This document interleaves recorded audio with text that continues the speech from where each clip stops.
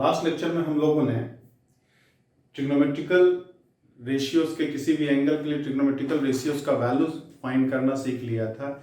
ये भी हम लोगों ने देख लिया किस कोऑर्डिनेट में कौन पॉजिटिव होता है कौन नेगेटिव होता है। आज के लेक्चर में हम लोग डिस्कस करेंगे अगर एक ट्रिग्नोमेट्रिकल रेशियोज का वैल्यू दिया हुआ है तो बाकी ट्रिग्नोमेट्रिकल रेशियोज के वैल्यू वगैरह कैसे निकालते हैं और साथ ही साथ डिफरेंट टाइप्स एंगल वाले फॉर्मूले क्वेश्चंस कैसे बनते हैं, उन सारे क्वेश्चंस को, उन सारे टाइप के क्वेश्चंस को हम लोग डिस्कस करेंगे। तो जैसे आप लोग 10th में आपने देखा होगा कि दिया हुआ है कि if tan theta is equal to हमारा है 3/4, तो आप sin थीटा का वैल्यू बताइए या cos थीटा का वैल्यू बताइए। तो हम लोग पाइथागोरस थ्योरम का इस्तेमाल कर लेते थे कि tan थीटा है हमारा 3/4, तो tan थीटा क्या होता है परपेंडिकुलर बाई बेस हमारा, ये 3 हो गया ये 4 हो गया, तो पाइथागोरस थ्योरम के हिसाब से ये क्या हो जाएगा 5 हो जाएगा हमारा। अब तीनों पता चल गया तो आसानी से निकाल सकते हैं कि साइन थीटा हमारा है, तो sine theta perpendicular by hypotenuse मतलब 3/5 हो गया, कॉस थीटा है तो ये 4/5 हो गया, कॉट थीटा है तो ये 4/3 हो जाएगा, सेक थीटा है तो हाइपोटेनियस बाई बेस तो 5/4 हो जाएगा, और कॉसेक थीटा है हमारा तो ये क्या हो जाएगा 5/3 हो जाएगा। ये चीज हम लोग 9th 10th में निकालना सीख चुके होते हैं कि एक अगर ट्रिग्नोमेट्रिकल रेशियोज का वैल्यू दिया है तो पाइथागोरस थ्योरम की मदद से बाकी ट्रिग्नोमेट्रिकल रेशियोज के वैल्यू हम लोग आसानी से निकाल लेते हैं। अब यही काम यहां भी करना है, लेकिन 11th 12th में तो अब आपको थोड़ा सा ये भी देखना होगा इसके क्वाड्रेंट पे। 9th 10th में क्वाड्रेंट पे कॉन्सेंट्रेट करना जरूरी नहीं था, वहां क्वाड्रेंट की कोई चर्चा नहीं की गई थी, लेकिन अब आपको अकॉर्डिंग टू क्वाड्रेंट भी देखना होगा। अब जैसे यहां दे दिया कि tan थीटा 3/4 है, लेकिन कंडीशन दे दिया कि tan थीटा प्लस में है, तो tan थीटा प्लस में फर्स्ट क्वाड्रेंट में भी होता है और थर्ड क्वाड्रेंट में भी होता है। तो अगर थीटा हमारा दे दिया कि 2 से लेकर के 5π/2 के बीच में है, तो 2 से 5π/2 तो फर्स्ट क्वाड्रेंट ही हुआ, तब ये सारा वैल्यू तो ऐसे ही रहेगा, कोई दिक्कत नहीं होगी हमें। लेकिन यही तब तो ये आंसर सही है, लेकिन यही थीटा अगर दे दिया हमारा कि ये पाई से लेकर के 3π/2 के बीच में, ये पाई से लेकर के 3π/2 के बीच में है, तो ये पाई से 3π/2 कौन सा हुआ थर्ड क्वाड्रेंट हुआ हमारा। तो थर्ड क्वाड्रेंट में tan थीटा तो प्लस में ही रहेगा, tan थीटा तो हमारा क्या प्लस में ही रहेगा, लेकिन थर्ड क्वाड्रेंट में sin थीटा का वैल्यू तो माइनस होगा, तो न्यूमेरिकल वैल्यू तो 3/5 ही होगा, लेकिन इसके पहले माइनस साइन लगाना होगा, इसमें भी माइनस साइन लगाना होगा।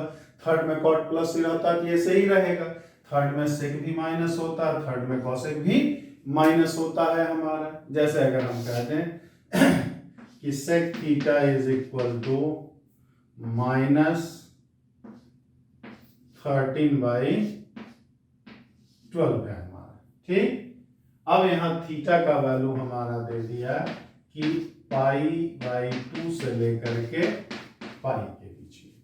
अब सेक थीटा हमारा माइनस में है, तो सेक थीटा माइनस क्या सेकंड में भी होता है और थर्ड में भी होता है, तो अगर थीटा सेकंड में होगा तो सेकंड में साइन और कॉसेक प्लस में होता है, लेकिन अगर थीटा थर्ड में हो गया तो थर्ड में tan और कॉट प्लस में होता है। तो अकॉर्डिंग टू थीटा पे हम पाइथागोरस थ्योरम से जब ट्रायंगल बनाएंगे तो ट्रायंगल का लेंथ तो कभी नेगेटिव में नहीं होता, तो सेक थीटा हमारा क्या होता है हाइपोटेनियस बाई बेस होता है, तो ये हम इसका लेंथ 13 ही लिखेंगे, इसका लेंथ 12 ही लिखेंगे। पाइथागोरस थ्योरम की मदद से इस साइड का लेंथ निकालेंगे तो ये क्या आ जाएगा हमारा 5 आ जाएगा।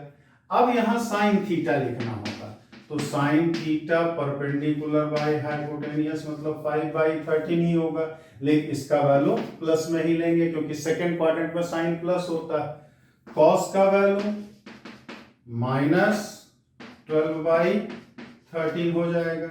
tan थीटा का वैल्यू परपेंडिकुलर बाय बेस तो 5/12 तो होगा, लेकिन माइनस में होगा क्योंकि थर्ड में क्या है सेकेंड क्वाड्रेंट में tan थीटा माइनस में होता है। कॉट थीटा भी माइनस में होता है, तो -12/5 लिखना होगा हमें। और कॉसेक थीटा सेकंड क्वाड्रेंट में प्लस होता है, तो 13/5 तो होगा हाइपोटेनियस बाई बेस, लेकिन प्लस में होगा हमारा। अब यही चीज सेक थीटा निगेटिव है तो सेकंड के अलावा थर्ड में भी तो होता है कि थीटा का वैल्यू अब दे दिया पाई से लेकर के 3π/2 के बीच होता है। तब सेक थीटा निगेटिव है तो थीटा थर्ड में भी हो सकता था, लेकिन अगर थर्ड में थीटा दिया है हमारा, थर्ड में दिया है तो उसके अकॉर्डिंग इन सबका न्यूमेरिकल वैल्यू तो सेम ही रखना है, लेकिन साइन अब उसके अकॉर्डिंग आपको करना होगा। अब साइन थीटा थर्ड में माइनस होता है, कॉस भी माइनस में होता है, लेकिन थर्ड में टेन थीटा प्लस होता है, कॉट थीटा भी प्लस होता है, और कॉसेक थीटा जो हो जाता है वो माइनस हो जाता है। तो आपको 9/10 में साइन से कोई मतलब नहीं होता था, प्लस है कि माइनस, वहां केवल नॉमेरिकल वैल्यू की बात की जाती है। लेकिन अब जब हम लोग पढ़ेंगे तो ट्रिग्नोमेट्रिकल रेशियोज का जो वैल्यू दिया है उसके हिसाब से निकालेंगे, तो 9/10 वाले हिसाब से सारे ट्रिग्नोमेट्रिक पाइथागोरस थ्योरम यूज कर करके। लेकिन साइन जो है हमें क्वाड्रेंट के हिसाब से देखना होगा कि कोई कंडीशन तो नहीं दिया है। अगर कंडीशन नहीं दिया है तो सारे केसेस पे गौर करना होगा हमें, और अगर कंडीशन दिया है तो अकॉर्डिंग टू कंडीशन हमें ट्रिग्नोमेट्रिकल रेशियोज का वैल्यू निकालना होगा। अक्सर इसमें जल्दीबाजी में आप लोग गलती करते हो, तो ये गलती आपको नहीं करनी है। क्वेश्चंस को ध्यान से पढ़ करके देखना है कि कहीं कोई कंडीशन तो नहीं दिया है, तो अकॉर्डिंग टू कंडीशन आपको वैल्यू निकालना है, डायरेक्ट वैल्यू नहीं निकाल लेना है आपको। कि if cos x is equal to -12, जहां x का वैल्यू पाई से लेकर के 3π/2 के बीच में है, then value of 4 tan x -3 cosec square x का। चलिए सॉल्यूशन, तो cos x हमारा है, तो cos x हमारा कितना, बेस बाय हाइपोटेनियस, तो ये कितना हो जाएगा, √3 हो जाएगा हमारा। ये कितना हो गया, √3। तो अब अगर हम यहाँ tan x की वैल्यू करें तो परपेंडिकुलर बाई बेस हमारा, ये परपेंडिकुलर बाई बेस हो जाएगा। परपेंडिकुलर हमारा कितना है, √3 है। परपेंडिकुलर हमारा कितना है, √3 है, tan स्क्वायर, तो √3 हो गया हमारा। लेकिन ये सेकेंड क्वाड्रेंट में, तो सेकेंड में 10 का वैल्यू माइनस होता है, तो -√3 लिखना होगा। और cosec x की बात करेंगे तो cosec x हमारा कितना हो जाएगा, हाइपोटेनियस बाई परपेंडिकुलर, तो 2/√3। लेकिन ये भी माइनस में होगा, ये भी क्या होगा, माइनस में होगा, क्योंकि सेकेंड थर्ड क्वाड्रेंट में cosec भी माइनस में होता। अब रख दें वैल्यू, तो 4 tan x हमारा -√3 है, तो -√3 का स्क्वायर -3 -2/√3 का स्क्वायर, ये हो गया 4 3 -3 4/3 12 -4, ये हमारा क्या हो गया, 8 आंसर। ठीक है, इस तरह का इस बात का विशेष आप ध्यान रखेंगे यहाँ पे। Question number 2, if sec x is equal to √2 and x की वैल्यू 3π/2 से लेकर के 2π, then value of 1 plus tan x plus cosec x upon 1 plus cot x minus cosec x दिया है। ठीक, या तो वैल्यू डायरेक्ट रख दीजिए या फिर उसी कॉन्सेप्ट पे काम करें, sec x, तो ये √2 हो गया, ये 1 हो गया हमारा, तो ये भी लेंथ कितना हो जाएगा, पाइथागोरस थ्योरम के हिसाब से 1 ही हो जाएगा। अब अगर tan x की बात करें तो परपेंडिकुलर बाई बेस 1/1, लेकिन माइनस में, क्योंकि फोर्थ क्वाड्रेंट में 10 माइनस होता है। cot x भी बेस बाई परपेंडिकुलर 1/1, लेकिन फोर्थ क्वाड्रेंट की वजह से -1 हमारा।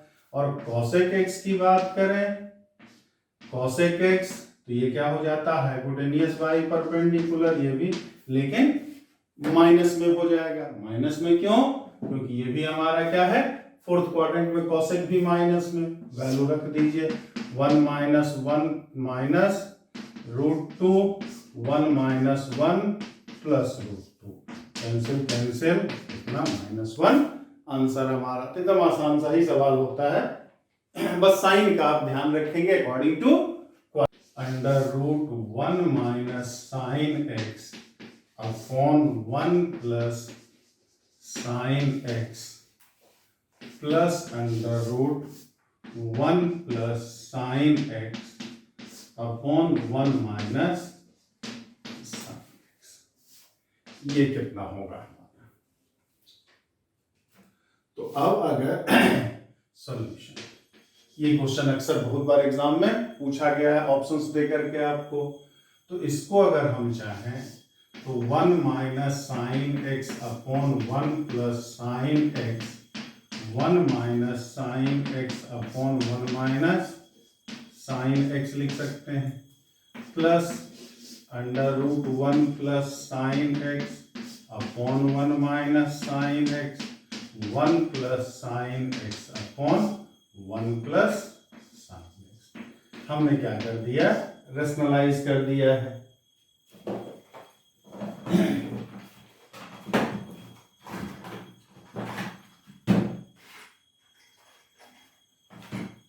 परिमेयीकरण कर दिया, इसको भी रेशनलाइज कर दिया, इसको भी रेशनलाइज कर दिया। तो ये हो गया हमारा 1 माइनस साइन एक्स का whole square upon 1 plus sine x, 1 minus sine square x, ये हो गया 1 प्लस साइन एक्स का whole square upon 1 minus sine square x हो जाएगा हमारा। तो 1 minus sine square x cos square x हो जाएगा। अब यहां ध्यान देने की बात है कि हम लोग जानते हैं √x² है, तो ये मॉड x होगा, और मॉड ऑफ x x हो जाता है अगर x 0 या 0 से ज्यादा हो, और माइनस x हो जाता है जब x 0 से कम हो हमारा। रूट के अंदर जब भी स्क्वायर रहे तो रूट हटाने के बाद मॉड लगाना जरूरी होता है, नहीं लगाएंगे तो फिर आपका इसका आंसर गलत ही देगा, सही आंसर नहीं देगा ये हमारा।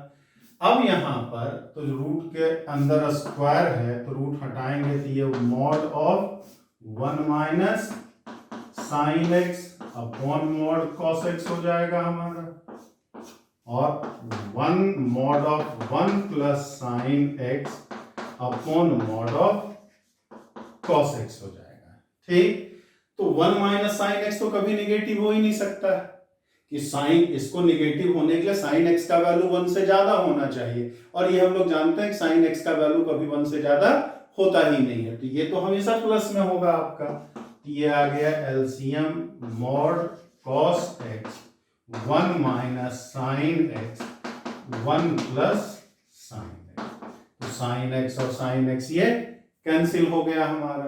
ये क्या मिल गया आपको, 2 upon mod of cos x. इन दोनों का मॉड क्यों डायरेक्ट हटा दिए, क्योंकि 1 माइनस साइन एक्स भी हमेशा प्लस में होगा, 1 प्लस साइन एक्स भी हमेशा प्लस में ही होगा, माइनस में कभी हो ही नहीं सकता, क्योंकि साइन एक्स का वैल्यू हमेशा -1 से 1 के बीच में ही होता। तो 1 से ज्यादा अगर होगा साइन एक्स का वैल्यू तब ना ये निगेटिव होता। ये निगेटिव कब होता है, जब साइन एक्स का वैल्यू -1 से भी कम आ जाता, -2 हो जाता, तो 1 -2 -1 हो जाता। लेकिन साइन एक्स का वैल्यू ना तो 1 से ज्यादा होता ना ही -1 से कम होता, तो ये भी इसके अंदर वाला भी प्लस में रहेगा, इसके अंदर वाला भी प्लस में रहेगा, और मॉड के अंदर वाला अगर प्लस में है तो उसका मॉड डायरेक्ट हट जाता है। तीन दोनों का मॉड इसलिए हमने डायरेक्ट हटा दिया। तो अब ये मिल गया 2 अपॉन मॉड कॉस एक्स मिल गया। अब ये इसका जब मॉड ये आंसर है तब तो कोई दिक्कत नहीं है, 2 अपॉन मॉड कॉस एक्स हो गया हमारा। अब इसका मॉड हटा करके अगर ऑप्शन में लिखना है तो मॉड हटाने के बाद ये क्या लिखा जाएगा हमारा, अब मॉड cos x तो हमेशा प्लस में होता नहीं है, फर्स्ट और फोर्थ में cos प्लस में होता है, और सेकेंड और थर्ड में cos माइनस होता है हमारा। तो ये क्या हो जाएगा कि 2 upon mod cos x is equal to 2 upon cos x या फिर -2 अपॉन cos x। अगर ये फर्स्ट या फोर्थ क्वाड्रेंट में हो तब, और ये कब, जब सेकेंड एंड थर्ड में, सेकेंड और थर्ड में हो हमारा x।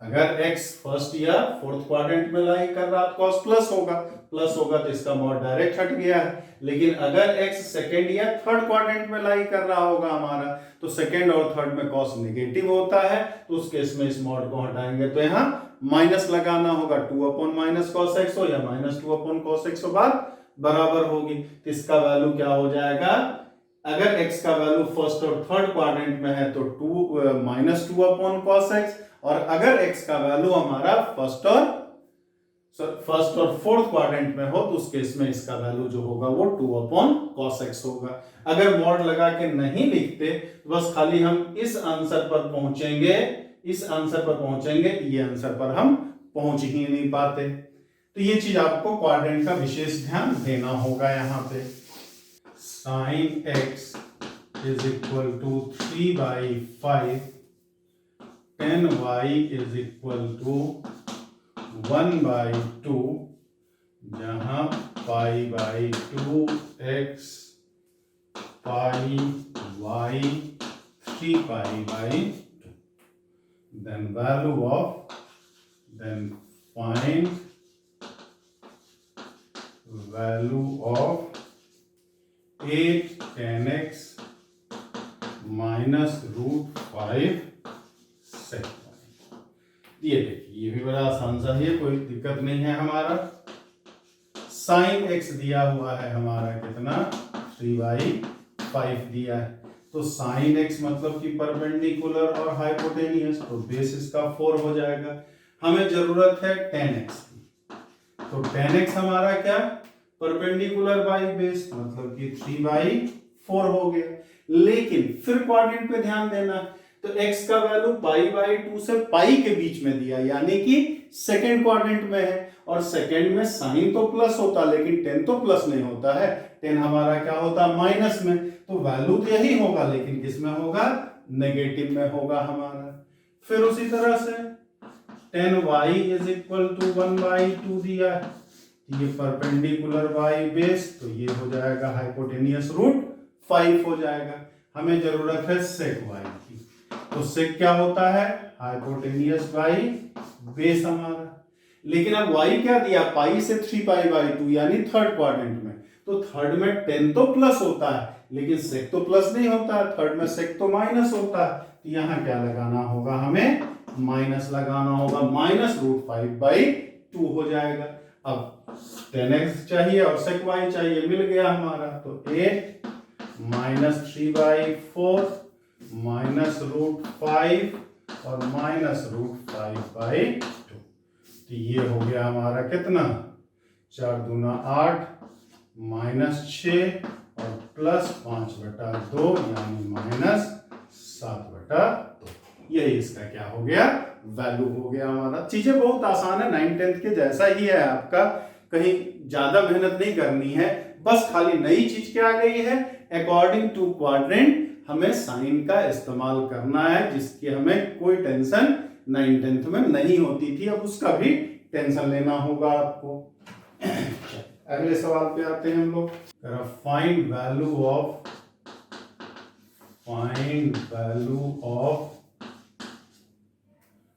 cos 510 degree into cos 330 degree plus sin 390 degree into cos 120 degree. इसकी वैल्यू सबको निकालनी है।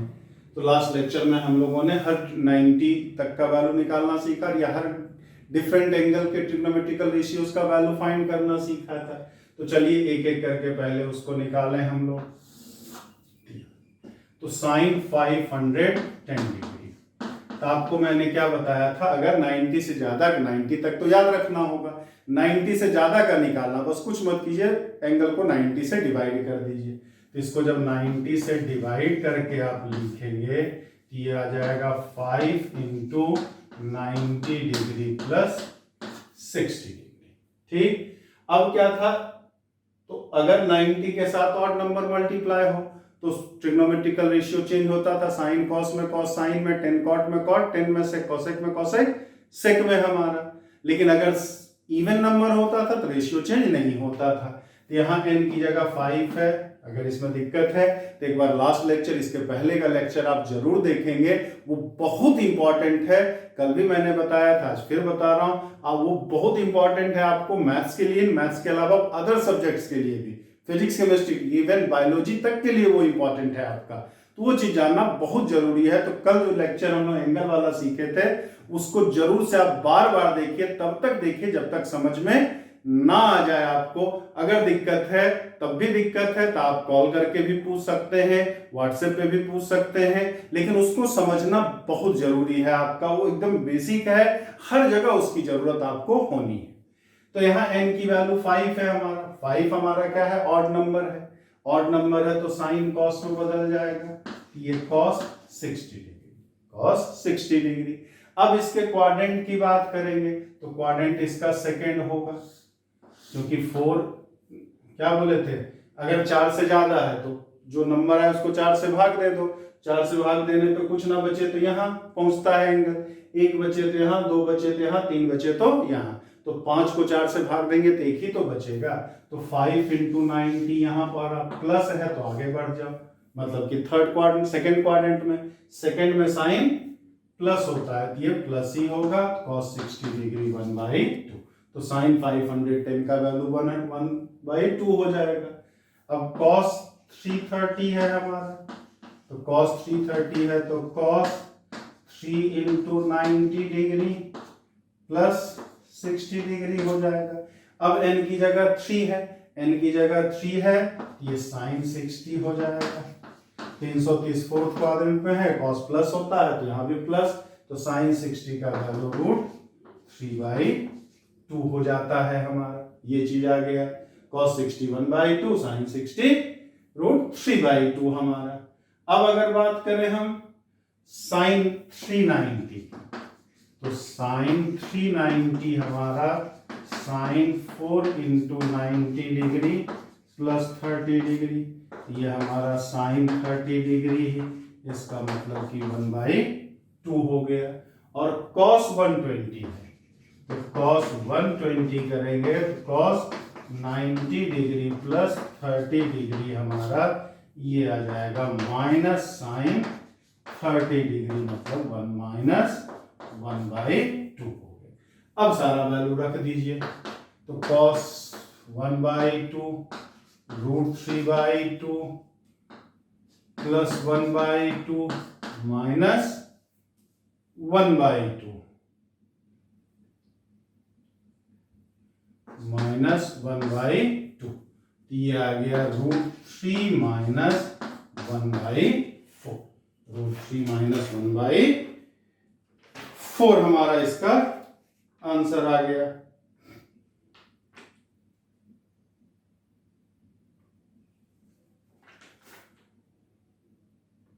अच्छा सॉरी बेटा, यहाँ cos 510 है, ये cos 510 है तो ये cos 510 हो जाएगा, ये साइन 60 हो जाएगा।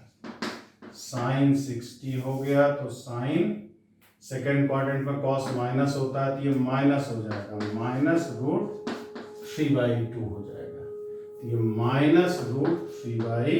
तो ये हो गया हमारा -3/4 माइनस 1/4 इज इक्वल टू -1। तो इसका वैल्यू क्या आ जाएगा हमारा, -1 हो जाएगा। यहाँ cos 510 था, हमने निकाल लिया था क्या, sin 510 का वैल्यू निकाल लिया था। तो उसी के अकॉर्डिंग आपको वैल्यू निकाल करके यहाँ पुट कर देना है। लेकिन ये इतना याद होना चाहिए कि इतना लंबा करने की जरूरत नहीं है, इसको थोड़ा सा आपको फास्ट करना होगा। Question number 6, find value of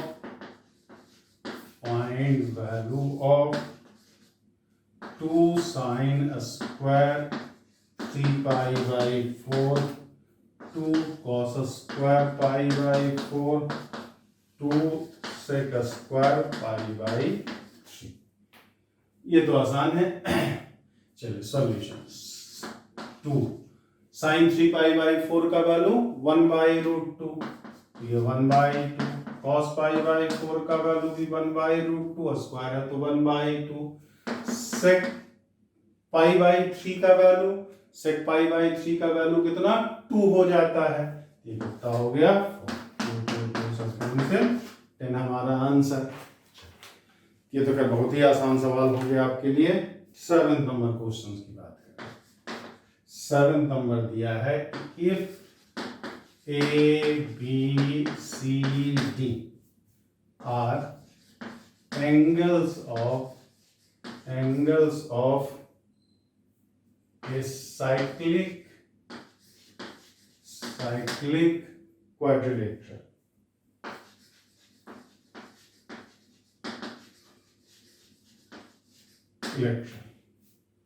then prove that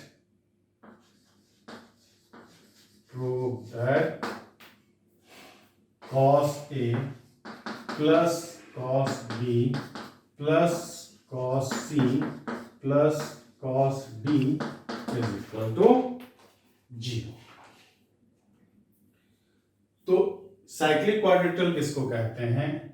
अगर ये कोई सर्किल है हमारा और इसके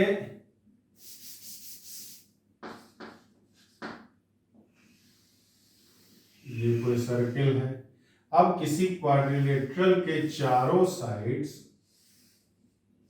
चारों वर्टेक्स अगर इसी सर्किल पर हो, इसी वृत्त पर हो, इसको हम लोग क्या कहते हैं? साइक्लिक क्वाड्रिलेटरल कहते हैं, मतलब चक्रीय चतुर्भुज कहते हैं।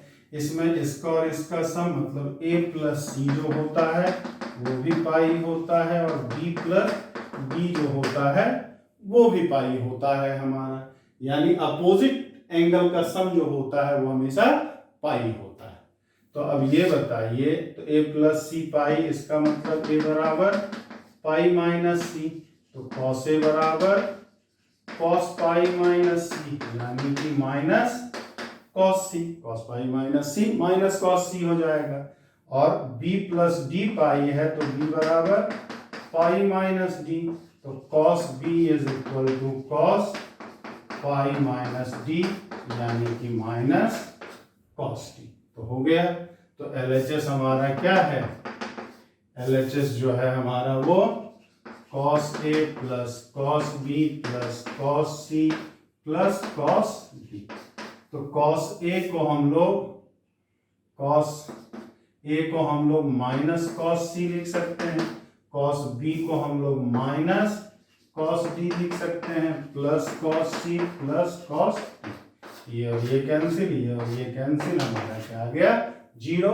यही चीज हमें प्रूव करना था। अगले सवाल पर 8 करो, find value of 3 sin to the power 4 3 by minus x plus sin to the power 4 3 pi plus x minus 2 sin to the power 6 pi by 2 plus x plus sin to the power 6 5 pi minus x। तो दिखने में बड़ा लंबा चौड़ा सवाल लग रहा है, अक्सर एग्जाम में पूछा भी है, लेकिन इतना कुछ करने की जरूरत नहीं। पाई बाई 2 के साथ 3 मल्टीप्लाई है, इसका मतलब साइन कॉस में बदलेगा। साइन किस में बदलेगा? कॉस में बदलेगा। अब चाहे वो प्लस हो चाहे माइनस, वो टेंशन ही नहीं है हमारा, क्योंकि पावर में 4 है, इवन है, तो इवन पावर में प्लस माइनस का कोई चक्कर ही नहीं रहता है। ये हमारा हो गया cos to the power 4x। यहाँ 3 पाई है, इसका मतलब 3 पाई का मतलब क्या? 6 इंटू पाई बाई 2। तो पाई बाई 2 के साथ 6 मल्टीप्लाई है, इवन है, तो रेशियो चेंज नहीं होगा। ये हो जाएगा sign to the power 4x हो गया। प्लस माइनस इसलिए हम नहीं देख रहे हैं क्योंकि पावर में 4 है, पावर में इवन है तो प्लस का पावर इवन है तब भी प्लस, माइनस का पावर इवन होगा तो भी प्लस ही होगा। तो यहाँ साइन से हमें क्वाड्रेंट से कोई विशेष मतलब है नहीं, बस खाली इतना ही चेक करना है कि रेशियो सेम रहेगा कि अलग हो जाएगा। -2, फिर पाई बाई 2 के साथ 1 मल्टीप्लाई है तो साइन कॉस में बदल जाएगा, और यहाँ पाई है तो साइन साइन में ही रहेगा, sign to the power 6x हमारा। अब इसको सॉल्व कर लीजिए, 3 इसको हम साइन स्क्वायर x का whole square plus cos square x का whole square -2 cos square x to the power 3 plus sine square x to the power 3 का इस्तेमाल कर सकते हैं। अब a प्लस बी का होल स्क्वायर को हम लोग a प्लस बी का होल स्क्वायर -2 ab लिखा जा सकता है, -2 a cube plus b cube है, a cube plus b cube को हम a प्लस b का whole cube -3ab into a plus b लिख सकते हैं, ये लिखा जा सकता है हमारा। हमने क्या क्या फार्मूला इस्तेमाल किया,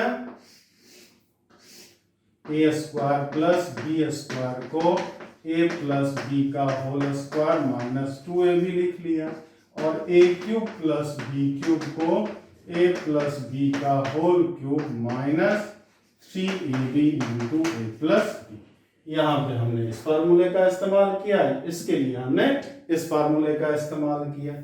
ये sign square x plus cos square x तो 1 हो जाएगा, तो 3 - 6 sign square x into cos square x, ये भी हमारा सा cos square x plus sine square x 1 आ जाएगा, -2 बाहर है तो -2, ये भी 1 हो गया, minus minus plus 6 sign square x into cos square x, ये और ये कैंसिल, 3 - 2 कितना 1।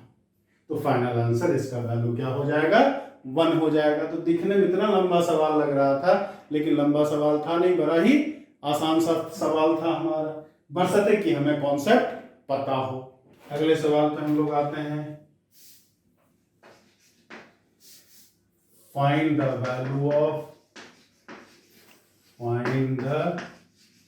Value of cosec 90 degree plus x plus cot 450 degree plus x upon cosec 90 degree minus x plus 10 180 degree minus x plus 10 180 degree plus x plus sec 180 degree minus x upon 10 360 degree plus x और minus sec minus, इसका value पूछ रहा है। चल cosec 90 plus x है, तो cosec है तो sec में बदल जाएगा, ये हो गया sec, सेकेंड क्वाड्रेंट में cosec प्लस ही होता है।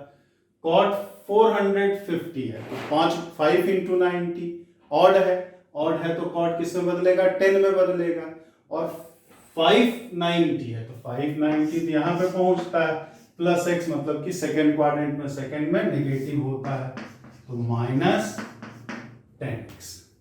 cosec 90 minus x first quadrant में रहेगा तो ये sec x ही हो जाएगा, और 10 180 माइनस x माइनस 10x ही होगा हमारा, प्लस 1080 प्लस x 10x, 180 मतलब 2 इंटू 90 तो 10 10 में ही रहना है, 180 प्लस x sec थर्ड में 10 प्लस ही होता है, प्लस ही रहेगा, sec 180 minus x minus sec x 180 में है तो sec में ही रहना है, ये एंगल सेकेंड क्वाड्रेंट का सेकेंड में निगेटिव होता है sec, 10 360 प्लस x 10x ही होगा, और sec minus x sec x ही होता है, sec और cos में माइनस का कोई मतलब नहीं रह जाता है, तो दोनों चीज वही हो गया, ये भी कट करके 1 हो गया, ये भी कट करके 1 हो गया, आंसर क्या 2। बस केवल फार्मूला आपको याद होना चाहिए और तुरंत इससे सवाल लग जाएगा। मतलब ये सब ऐसा सवाल है कि बहुत ज्यादा कैलकुलेशन की जरूरत ही नहीं है, बस कॉन्सेप्ट पता हो और थोड़ी सी प्रैक्टिस हो उस पे आपको। चल अगले सवाल पे आते हैं हम लोग। क्वेश्चन नंबर 10 की बात। Find value of 10 5 pi by 4 cot 9 pi by 4 plus 10 17 pi by 4 और into cot 15 pi by 4। तो देखिए कितना, फिर वही वैल्यू भी निकालना है। तो 10 5 pi by 4 को हम 10 pi plus pi by 4 लिख सकते हैं।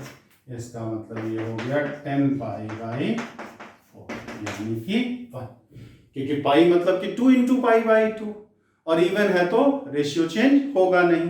थर्ड क्वाड्रेंट में प्लस है इसलिए इधर प्लस ही रखा है। फिर कह रहा cot 9 pi by 4, तो cot 9 pi by 4 मतलब cot 2 pi plus pi by 4 हो जाएगा।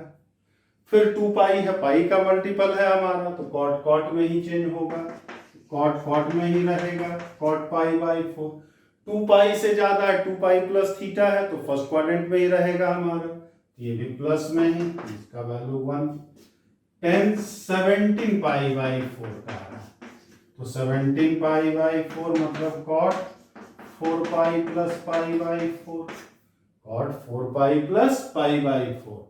तो फिर 4 pi है, cot cot में ही रहना है, और 4 pi तो एक राउंड में 2 pi, दूसरे में भी 2 pi, तो 4 pi यहाँ प्लस pi by 4, ये फिर फर्स्ट क्वाड्रेंट में रहेगा हमारा, तो ये भी वैल्यू 1 हमारा। और cot 15 pi by 4 का रहा, तो cot 15 pi by 4 तो cot 3 pi plus 4 pi minus pi by 4 आ जाएगा, 4 चौक 16, ये आ जाएगा माइनस cot pi by 4 यानी कि -1। क्यों? क्योंकि 4 pi माइनस 4 pi जब यहां पर पहुंचा है तो माइनस के लिए तो इधर जाना पड़ेगा फोर्थ में, और फोर्थ में cot माइनस होता है हमारा, ये 1 हो गया, 1 हो गया, ये भी 1 हो गया, और ये वाला -1 तो 1 -1 0, इसका क्या हो गया, आंसर हो गया। तो सब लगभग एक ही टाइप का सवाल है, ये जब तक आप खुद से नहीं करेंगे, खुद से प्रैक्टिस नहीं करेंगे, तब तक आपको इसमें समस्या रहेगी। तो ये खुद से प्रैक्टिस करने की, जितना ज्यादा आप करेंगे उतना फास्ट इसको आप कर ले जाओगे, इतना सब लिखने की जरूरत भी नहीं रहेगी, बिना लिखे आप इन क्वेश्चंस को कर सकते हो, लेकिन थोड़े से प्रैक्टिस की जरूरत होगी आपको। कि if sin x plus sin square x is equal to 1, then find value of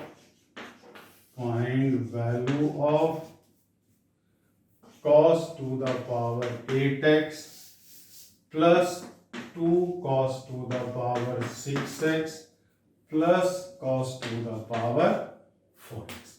अगर sin x plus sin square x का वैल्यू 1 दिया है तो इसका वैल्यू क्या होगा ये निकालना।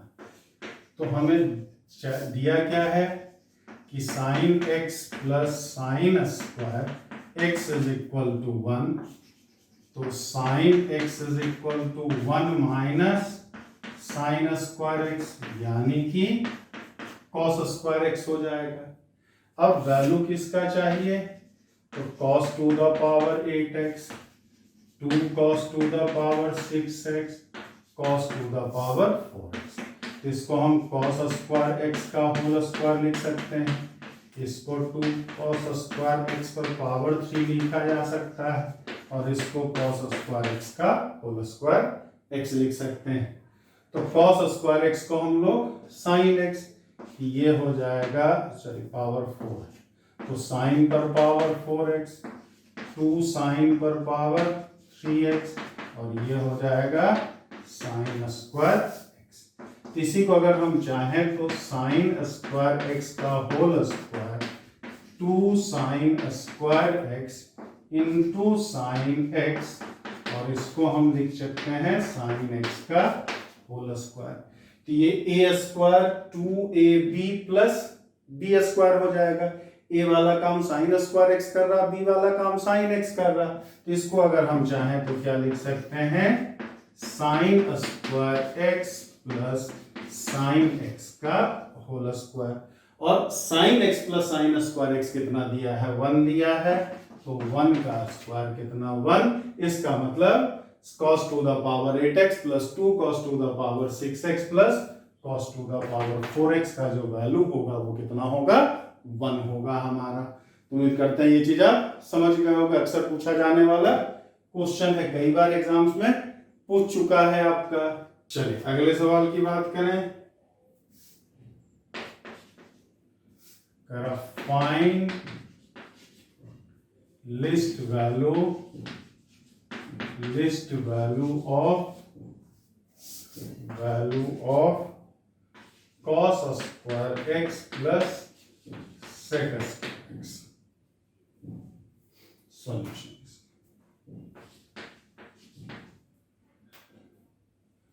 तो cos square x plus sec square x है, इसका मतलब cos square x 1/cos square x लिख सकते हैं। तो ये हम लोग एक कॉन्सेप्ट जानते हैं, वी नो दैट। नहीं जानते इसको, फंक्शन में आपको बताया, कई जगह इस्तेमाल किया है।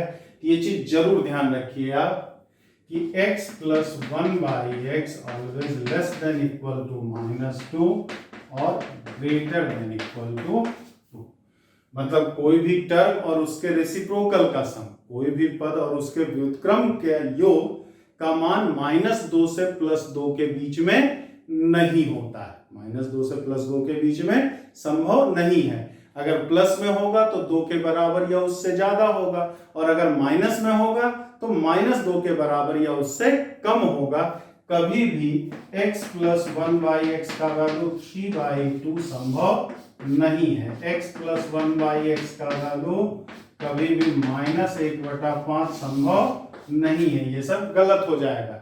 या तो होगा 2 के बराबर या 2 से ज्यादा, या होगा -2 के बराबर या उससे कम। फंक्शन वाले लेक्चर्स में ये चीज आपको समझाया भी गया है। इनइक्वालिटी जब पढ़ाया गया तो भी बताया गया क्यों होता है, वहां पे इसका रीजन भी दिया गया था। लेकिन रीजन से कोई विशेष मतलब नहीं है, ये ध्यान रखिए। हर बहुत सारे चैप्टर्स में इसकी जरूरत होती है, और हर बार एग्जाम में किसी न किसी सवाल में इसकी जरूरत हो जाएगी। और जल्दीबाजी या तो कर नहीं पाते हैं, और करते भी हैं तो काफी लेट लगा देते हैं। लेकिन इसका जो सवाल होता है, देखो और टिक लगाओ, मतलब इसमें बिना पेन कॉपी के लगा सकते हैं।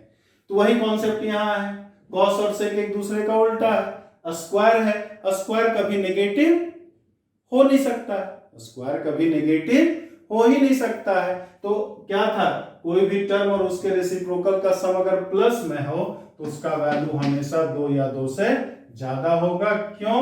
क्योंकि cos स्क्वायर x तो हमेशा 0 या 0 ज्यादा होगा, तो नेगेटिव तो कभी संभव है ही नहीं। तो 2 या 2 से ज्यादा है, इसका मतलब लिस्ट वैल्यू क्या हो गया, लिस्ट वैल्यू इज 2। तो आंसर क्या हो गया इसका, 2 हो गया। लेकिन इतना भी हमें करने की जरूरत नहीं है, ये देखते के साथ आपको टिक लगा देना चाहिए था, बता देना चाहिए था आंसर। चलिए अगले सवाल पे आते हैं हम लोग। If sin x plus cosec x is equal to 2, then value of sin to the power nx plus cosec to the power nx। ये भी वही सवाल है, ये भी वही सवाल है। इसका भी आंसर क्या हो जाएगा, 2 ही हो जाएगा। हमारा कुछ करने की जरूरत नहीं है, देखिए और तुरंत बता दीजिए। क्यों? क्योंकि sin x plus cosec x है हमारा। इसका मतलब क्या हो गया कि sin x plus 1/sin x। अभी हमने क्या देखा कि x प्लस 1/x का वैल्यू हमेशा ग्रेटर देन इक्वल टू 2 होता है। क्या होता है? Greater than equal to 2। इसका मान 2 कब होगा, x प्लस 1/x 2 के बराबर तभी होगा जब x का मान क्या हो जाए, 1 हो जाए। तभी ये 2 हो सकता है, अदरवाइज ये 2 कभी हो ही नहीं सकता है हमारा। तो इसका वैल्यू 2 होने के लिए मतलब ये भी 1 होगा और ये भी 1 होगा, तभी जाके 2 होगा, अदरवाइज 2 हो ही नहीं सकता है। और दोनों 1 1 है, तो 1 पर चाहे जितना भी पावर लगा दे 1 ही तो होगा। तो 1 पर पावर n, ये भी 1 पर पावर n, ये भी 1 + 1, इसका भी आंसर क्या 2 ही होगा और कुछ हो ही नहीं सकता। ये सब अक्सर पूछा जाने वाला सवाल है, दिखने में थोड़ा अलग टाइप का है, लेकिन सबसे जल्दी लगता है, तुरंत लगता है, बस कॉन्सेप्ट आपको चाहिए होता है। 3 sin x + 5 cos x is equal to 5. Then value of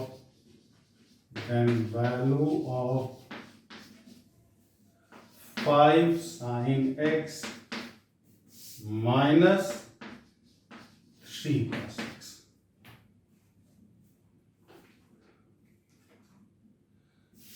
तो क्या हो जाएगा, कल ही हम लोगों ने देखा था, ये क्या था कि a sin x plus b cos x बराबर c हो, तो a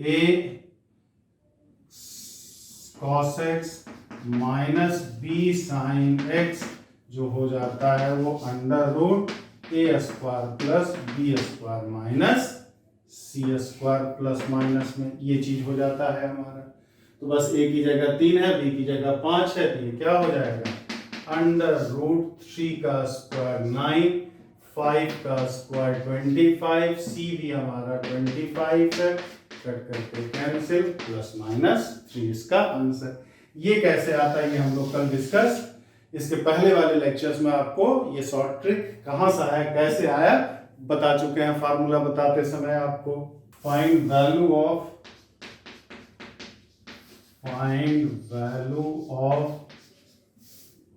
sin 10 degree plus sin 20 degree plus sin 30 degree से लेकर के sin 360 डिग्री। इसका वैल्यू क्या होगा ये हमें बताना है।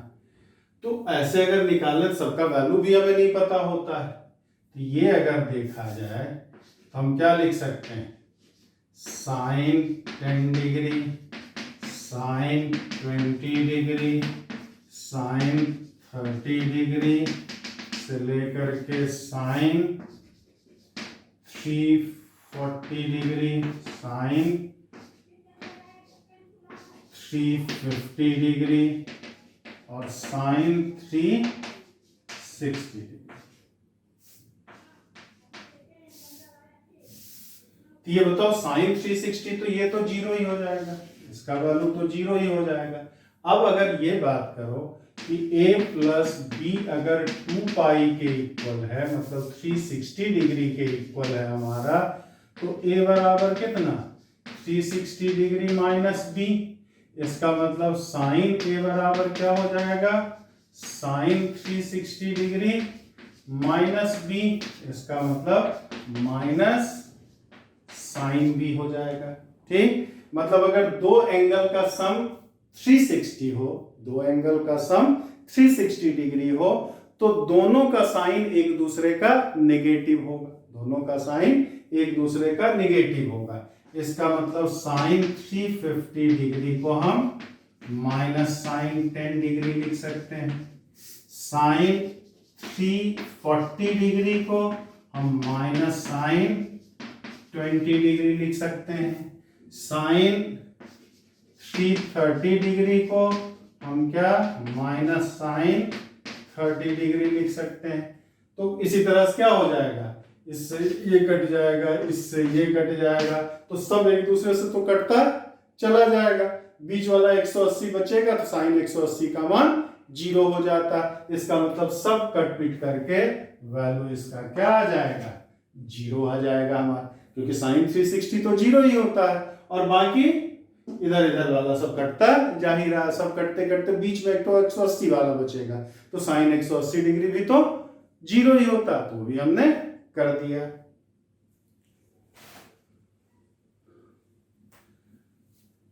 तो ये सारी चीजें उम्मीद करते हैं आपको समझ में आ गई होगी। ये सब ट्रिकी क्वेश्चंस है, बस देखते के साथ लगने वाले, सबका वैल्यू तो हम निकालेंगे नहीं, बस थोड़ा सा हिंट पता चल गया, थोड़ा सा अगर हमने प्रैक्टिस किया हुआ तो इस क्वेश्चंस को तुरंत लगा डालेंगे हम। अब आपसे क्वेश्चन पूछ लिया, फाइंड द वैल्यू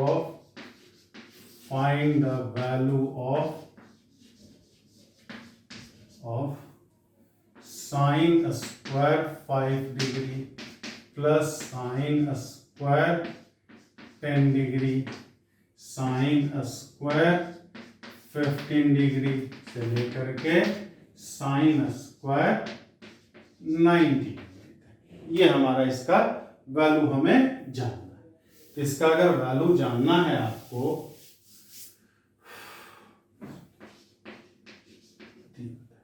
स्क्वायर है तो माइनस में तो सब नहीं हो सकता, सबका सब प्लस में हो सकता है हमारा। अगर स्क्वायर नहीं रहता तब तो और आसान हो जाता। चलिए भी आसानी है। ये बताइए साइन स्क्वायर 90 डिग्री तो 1 हो जाएगा हमारा। अब साइन स्क्वायर 85 डिग्री को हम sine square 90 degree minus 5 degree लिख सकते हैं, और sine 90 minus theta cos theta हो जाता है, ये हो जाएगा कॉस स्क्वायर 5 डिग्री हमारा। उसी तरह से साइन स्क्वायर 80 डिग्री है तो इसको हम sine square 90 degree minus 10 degree लिख सकते हैं। Sine 90 minus theta cos theta, मतलब ये भी क्या हो जाएगा, कॉस स्क्वायर 10 डिग्री हो जाएगा। तो कुल मिलाकर के यहां हमारा क्या निष्कर्ष निकला कि साइन स्क्वायर